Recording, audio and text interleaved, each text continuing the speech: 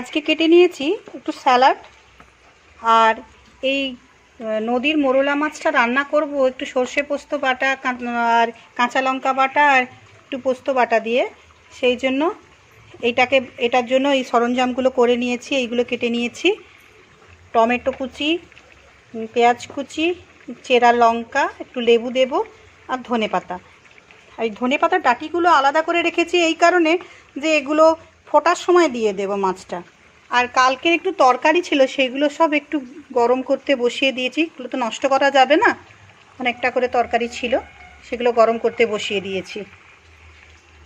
ঠিক আছে, তরকারিগুলো বানিয়ে নিই, মাছের রান্নাটা করে নিই, তারপরে আবার সব কিছু দেখাবো।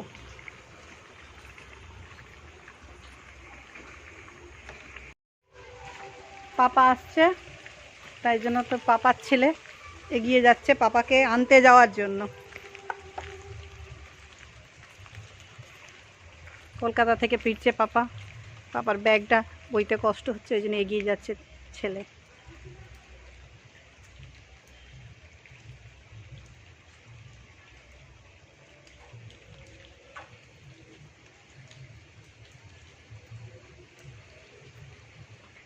ঘাসের ওপর দিয়ে এসো, নাহলে পা স্লিপ করবে।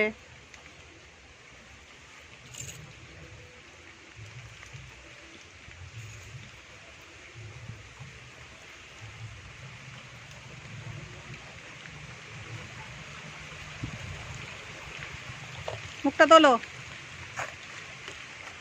দেখো আকাশে কেমন রোদ, একটু আগে অন্ধকার হয়ে বৃষ্টি চলে এলো। এরকমই হচ্ছে, মাঝে মাঝে খুব অন্ধকার হয়ে যাচ্ছে, আবার মাঝে মাঝে ঝলমলে আকাশ, চড়া রোদ।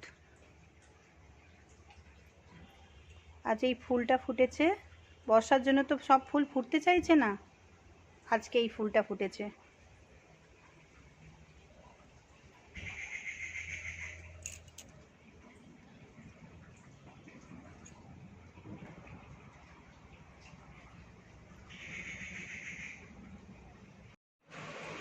আমের অম্বল অল্প করেই বানিয়েছি।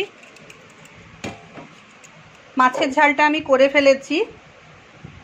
নদীর মোরলা মাছ, সর্ষে পোস্ত কাঁচা লঙ্কা ধনেপাতা বাটা দিয়ে, ওপরে একটু ধনেপাতা ছড়িয়ে দিয়েছি, লেবু আর একটু রস দিয়েছি, টমেটো দিয়েছি আর কাঁচা লঙ্কা চিড়ে দিয়েছি। ভাতটা তো আমি প্রত্যেক দিন যেমন আগে করে নিই, দুধেশ্বর চালের ভাত আমি আগেই করে নিয়েছি। সালাডটা তো কেটেছি, সেটা দেখিয়ে দিয়েছি তোমাদের। আর কালকে আলু ফুলকপি তরকারি ছিল, সেটা একটু গরম করেছি। কালকে শুক্তো ছিল, সেটাও গরম করে রেখেছি। আজকে মোটামুটি আমার রান্না কমপ্লিট হয়ে গেল। আমি আজকে এখানেই ভিডিওটা শেষ করছি।